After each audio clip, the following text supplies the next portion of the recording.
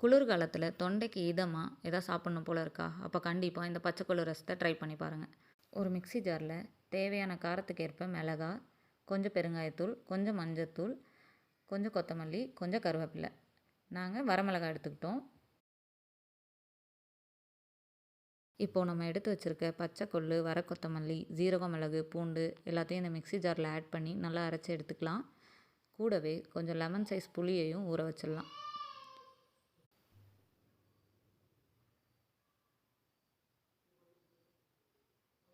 இப்போ ஒரு கடாயில் கொஞ்சம் ஆயில் விட்டு கடுகு, உளுத்தம் பருப்பு ஆட் பண்ணி கருவேப்பிலை ஆட் பண்ணிக்கலாம். மீடியம் ஃப்ளேமில் வச்சுட்டு நம்ம ஊற வச்சுருக்க புளியை இதில் கரைச்சி ஊற்றிடலாம். ஊற்றிட்டு அரைச்சி வச்ச மசாலாவை நல்லா ஃபில்ட்ரு பண்ணி தண்ணி கொஞ்சம் ஆட் பண்ணி நல்லா ஃபில்ட்ரு பண்ணிக்கலாம். ஃபில்டர் பண்ணிவிட்டு இந்த கரைசலையும் நம்ம அந்த புளி கரைசல் கூடயே ஊற்றிடலாம்.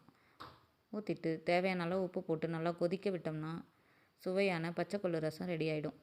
இந்த ரசத்தை வின்டர் சீசன் மட்டும் இல்லாமல் நமக்கு எப்போ சளி பிடிக்கிற மாதிரி இருந்தாலும், ஜலதோஷம், தும்மல், இருமல் எதுவாக இருந்தாலும் வச்சு சாப்பிட்டா உடனே சரியாயிடும். ட்ரை பண்ணி பாருங்கள். தேங்க்ஸ் ஃபார் வாட்சிங். சுவையான பச்சைக்கொள்ளு ரசம்.